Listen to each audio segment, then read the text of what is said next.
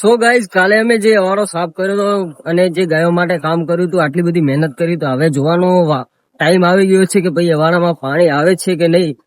અને હું આવી ગયો છું અવાડા તરફ. તમે જોઈ શકો છો ને, અહીંયા ગાયો પણ ઊભી છે કેટલી બધી, અહીંયા ઊભી છે. ને હું આવી ગયો છું અવાડામાં પાણી આવે છે કે નહીં એ જોવા માટે. તો તમે બના રહેજો ભાઈ વિડીયોમાં. અને ભાઈ ફાઇનલી અહીંયા તમે જોઈ શકો છો પાણી આવવાનું ચાલુ થઈ ગયું આપણી એટલી બધી મહેનત થી.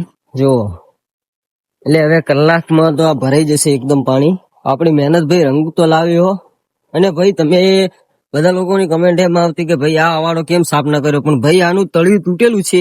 એટલે હવે કોક દિવસ વળી આપણને ટાઈમ મળશે તો ભાઈ આમાં સમેટથી પ્લાસ્ટર કરવાની કોશિશ કરશું, બધું ખાલી કરીને પાણી. પણ આજે ફાઇનલી એક અવાડામાં તો આપણે પાણી ભરી દીધું છે.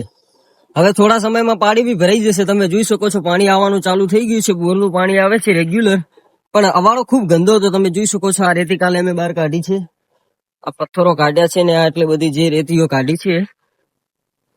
એટલે કહેવાનો મતલબ કે ભાઈ અમે કામ કર્યું એની મન ફળ મળ્યું છે. સારું હેડો તો ભાઈ સપોર્ટ કરતા રહેજો તમે બધા. લાઈક કરો, ફોલો કરો ને તમારા માલોતરા દેશી વ્લોગર ને સપોર્ટ કરો ભાઈ. આવું જ આપણે ગામમાં નવું નવું કઈ પણ કામ કરતા રહીશું ગાયો માટે, પક્ષીઓ માટે. એટલે કઈ પણ તમારા ગામમાં પણ આવા અવાડા હોય કે ભાઈ જેમાં ગંદકી હોય ને પક્ષીઓ કે ઢોર ગંદુ પાણી પીતા હોય, તો તમે બી આવું કામ કરી શકો છો અને નવી એક શરૂઆત કરી શકો છો. તમે જોઈ શકો છો અવાડામાં પહેલા કેવું પાણી હતું ને હવે કેવું છે, કેવી મસ્ત સફાઈ થઈ છે. સહી એ તો ફરી મળીએ નવા એક વ્લોગમાં.